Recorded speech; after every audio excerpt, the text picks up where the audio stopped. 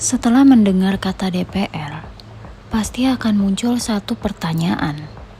Semua keputusan itu sebenarnya berdampak kepada siapa? Jawabannya, hampir kepada seluruh rakyat. Tetapi, kelompok yang paling cepat merasakan dampaknya adalah para pelaku usaha. Karena setiap perubahan aturan, setiap perubahan pajak, setiap perubahan perizinan, setiap perubahan anggaran akan menentukan apakah sebuah usaha berkembang atau justru tutup. Di Indonesia, UMKM merupakan tulang punggung ekonomi. Jumlahnya mencapai puluhan juta dan menyerap sebagian besar tenaga kerja. Yang mereka lakukan adalah membuat aturan, membahas anggaran, mengawasi penyaluran kredit usaha rakyat atau KUR, menyederhanakan perizinan melalui OSS, membahas aturan perpajakan, dan mengevaluasi kebijakan pemerintah yang berkaitan dengan dunia usaha. Semua keputusan tersebut akan menentukan apakah pelaku usaha lebih mudah berkembang, lebih mudah memperoleh pembiayaan, atau justru menghadapi birokrasi yang lebih rumit. Namun, tantangan terbesar UMKM Indonesia seringkali bukan hanya modal, melainkan produktivitas, teknologi, akses pasar, sumber daya manusia, dan inovasi. Di Jerman, usaha kecil dan menengah dikenal dengan nama Mittelstand. Tetapi, Mittelstand bukan hanya sekedar usaha kecil. Banyak perusahaan keluarga yang dulunya hanya bengkel kecil, kini menjadi pemasok mesin, robot, alat kesehatan, komponen otomotif, bahkan menjadi pemimpin pasar dunia. Mengapa bisa? Karena selama puluhan tahun, BANSTEC dan pemerintah membangun ekosistem, sekolah vokasi, universitas, industri, perbankan, dan lembaga riset saling terhubung. Negara tidak hanya membantu orang membuka usaha, tetapi membantu usaha kecil menjadi perusahaan kelas dunia. Perbedaannya, kalau diperhatikan, perbedaannya bukan pada ada atau tidak adanya bantuan, melainkan arah kebijakannya. Indonesia lebih banyak memperluas jumlah UMKM, mempermudah legalitas, dan memperluas akses pembiayaan. Sedangkan Jerman lebih fokus membantu UMKM naik kelas, menjadi lebih inovatif, lebih produktif, lebih banyak melakukan riset, dan mampu bersaing di pasar global. Namun, ketika usaha kecil terus berkembang, mereka mulai memperkerjakan lebih banyak orang, membeli mesin, melakukan penelitian, dan menciptakan produk baru. Disinilah lahir perusahaan-perusahaan teknologi. Mengapa Jerman memiliki lebih banyak perusahaan teknologi? Tetapi, mengapa perusahaan teknologi Jerman terlihat berbeda dengan Indonesia? Indonesia. Dalam satu dekade terakhir, Indonesia melahirkan banyak startup.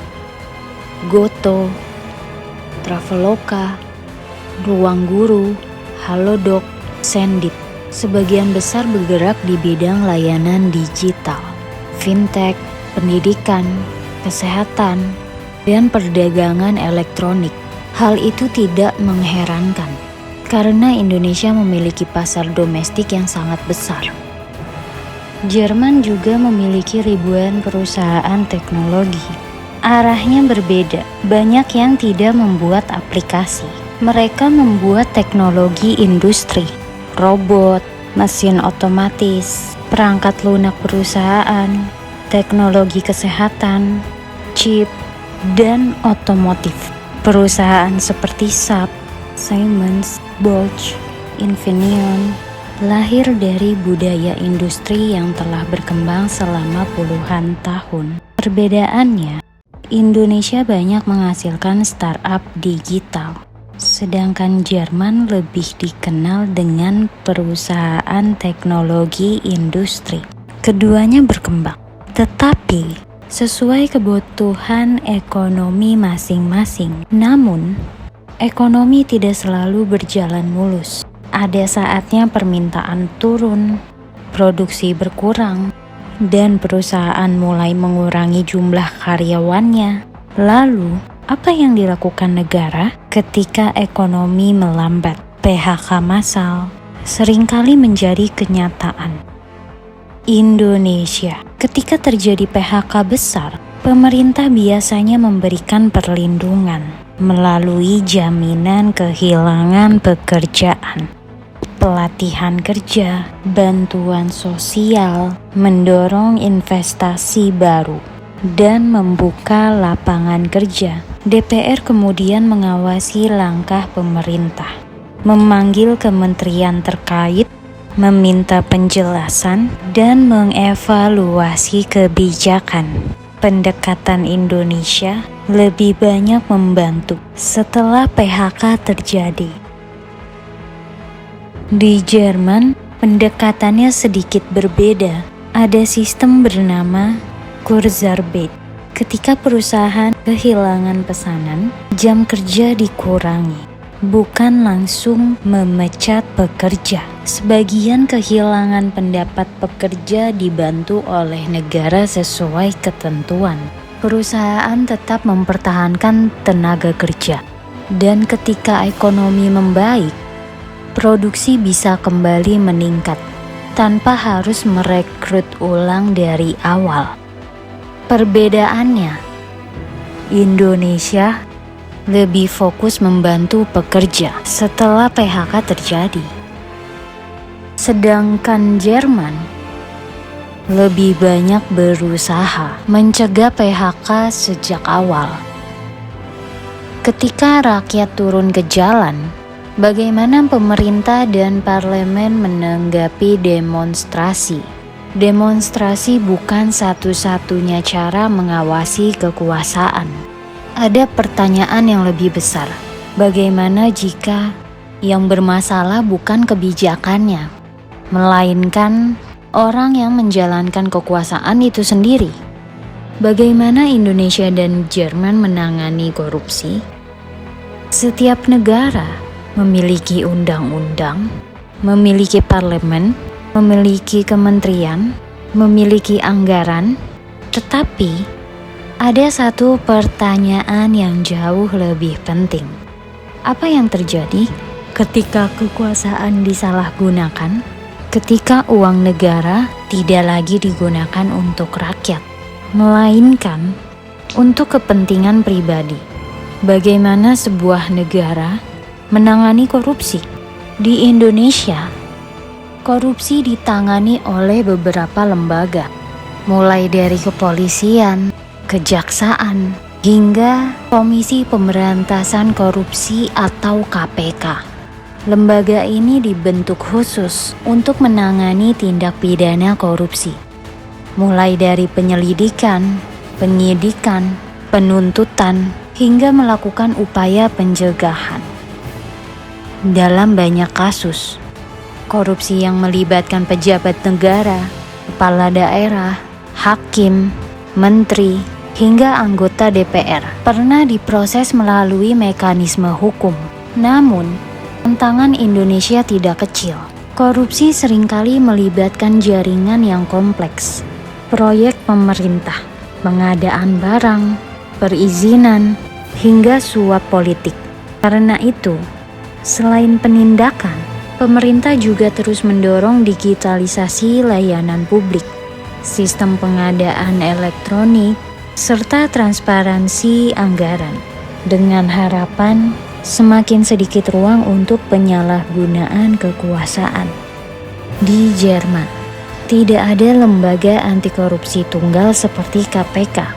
Penanganan korupsi dilakukan melalui kepolisian, kejaksaan, pengadilan, serta unit-unit khusus anti korupsi di tingkat negara bagian dan lembaga terkait. Selain penegakan hukum, Jerman lebih banyak menekankan pencegahan. Misalnya, proses pengadaan pemerintah yang diawasi secara ketat, audit rutin, kewajiban pelaporan, aturan konflik kepentingan, serta sistem administrasi yang sangat terdokumentasi.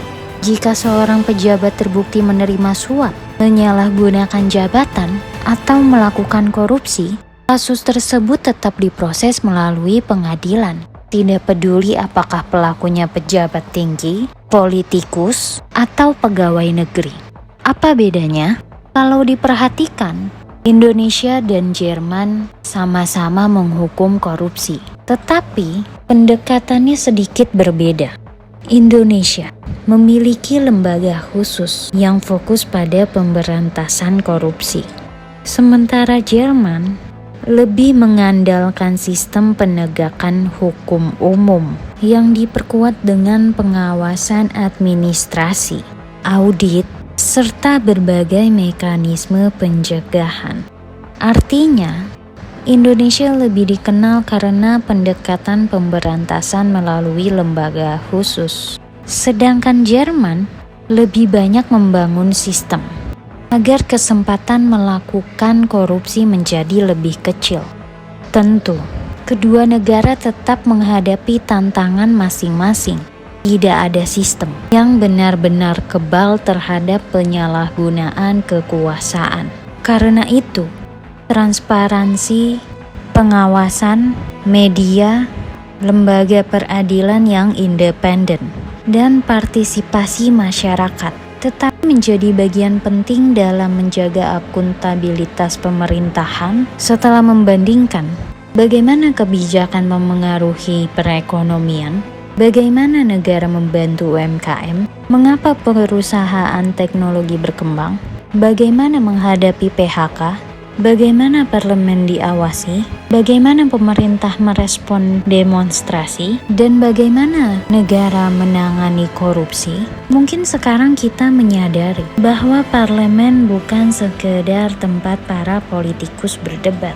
Setiap keputusan yang lahir dari ruang sidang akan menentukan apakah seorang pelaku usaha bisa berkembang, apakah perusahaan berani berinvestasi, apakah jutaan pekerja memiliki kepastian pekerjaan, apakah masyarakat memiliki ruang untuk menyampaikan kritik, dan apakah penyalahgunaan kekuasaan benar-benar dapat diproses secara hukum. Karena itu, membandingkan Indonesia dan Jerman bukan untuk mencari siapa yang lebih baik, melainkan untuk memahami bagaimana dua negara dengan sejarah, budaya, jumlah penduduk, dan tantangan yang berbeda membangun sistem demokrasi mereka masing-masing. Mungkin tidak ada sistem yang benar-benar sempurna. Setiap negara memiliki kelebihan dan juga kekurangan. Tetapi satu hal selalu menjadi ukuran yang paling penting, bukan berapa besar gaji para pejabat, bukan seberapa megah gedung parlemen, melainkan apakah sistem yang dibangun benar-benar mampu meningkatkan kesejahteraan rakyat. Karena pada akhirnya kekuatan sebuah demokrasi bukan hanya diukur dari banyaknya undang-undang yang dibuat, tetapi dari seberapa besar manfaatnya benar-benar dirasakan oleh masyarakat.